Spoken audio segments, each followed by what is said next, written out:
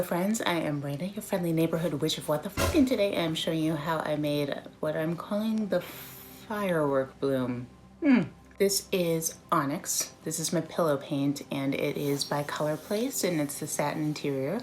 I mix it with 1 tablespoon of GAC-800 by Golden to 1 cup of paint, and that's to prevent cracking and crazing that some people get. The first color I'm using here is Sapphire, and this is by This Little Pigment. This is an Australian company. You can only order it on one website, and I've got that linked below, so if you want to get some, this is the best blue, especially if you don't want to match my new hair color. I'm really thrilled with this. All of the recipes that I'm using today for paint are the sheleeart style. If you haven't taken the course, I also have that linked below. I've got an affiliate link so you can get some money off, and I get a little, which is nice. Okay, Lakeside. This is also by This Little Pigment. Beautiful teal. And we skipped ahead real fast to Groovy, which is the greatest hot pink on the face of the planet.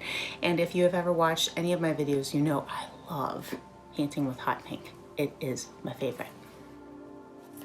DecoArt Extreme Sheen 24 karat gold. This has some of the best cell action of any of the paints. You know, I don't use a lot of craft paints just because I haven't been real thrilled with them, but this is a mainstay in my studio and a lot of other artist paint studios.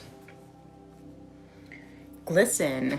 This is an interference pigment. It goes on white, but it is a blue-green interference, and it creates just these beautiful shimmers and colors and layers that really create a lot of depth in the paint.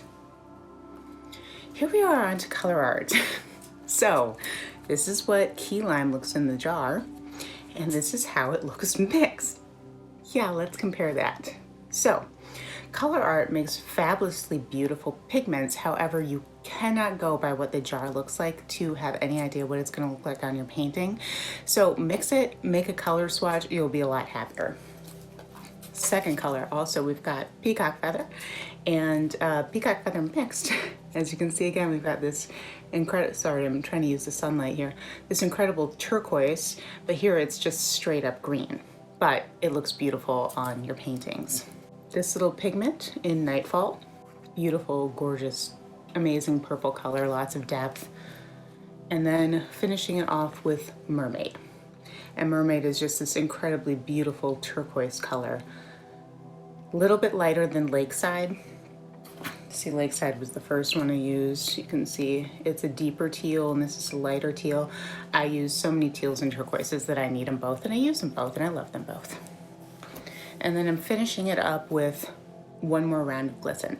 And it's because I want the interference directly under the cell activator to get the most depth and the most sparkle. That's why I used it twice. So I'm painting on a 6.5 inch wood round that I got at Hobby Lobby. And for all you Hobby Lobby haters, let me just say I worked there for a long time, actually twice, high school and then, you know, a seasonal job a couple years ago, and they always treated me really well, so I don't have a problem with shopping there. Now I am adding more pillow paint around the painting itself, and that's to pull the paint over the edges of the wood round as I spin it and tilt it. It's like lubrication. Yeah, you really need it. Friction's not so pleasant. So my swipe tool of choice are playing cards, and I get these at the dollar store. These are super slippery, super waxy, but in a slippery way, you know, lubrication again. And I put the cell activator directly on the edge with the popsicle stick. The way I filmed this, you can't really see me do it because I filmed kind of close up and it doesn't show any of what I'm doing on the side, but I mix my cell activator in a little 2-ounce cup like this, like I mix all my paints, stir it really well, and then apply it to the edge of the card, and you lay the card as flat on the surface as you can possibly get it, and you apply a little pressure, not too much, not too little, and that takes some practice, but you'll get there, and just drag it really slow. Take your time. Don't swipe fast. Swipe sounds fast. Don't swipe fast, swipe slow. So get flat, a little bit of pressure, and really slow, and you will have the best result. Also, the way I edit my videos, I have ADD. I cannot stand when things just like take forever. So I, you know, cut and I fast forward things. When you see the cells like blow up here, I've actually sped the film up to 5,000% in some places. And know that this whole painting took me 30 minutes. I've edited it so it only looks like it took me 7.5, but it takes time, so be patient. Let the cells develop before you get the next swipe in there. You know, just swipe, let it sit for a while, do your next swipe, do your next swipe. Swipe as much as you want, let it sit. Let it rest for 5 minutes, 10 minutes, 15 minutes, and during that time, the paint will gather back to the center and your cells will pop. So if you swipe and then you spin or you tilt too fast, you're just gonna lose so much potential. So let it rest and you will really get a lot better result. I'm spinning here on an aluminum cake spinner. It was, I don't know, 30 bucks or something on Amazon. Don't get a cheap one. Don't get a slow spinning one.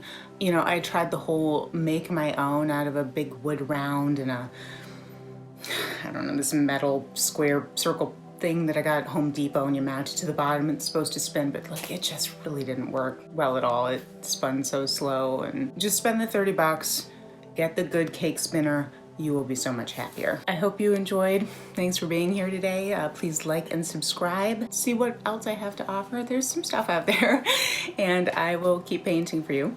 Have a wonderful, awesome, colorful, beautiful, cells-tastic day. Bye.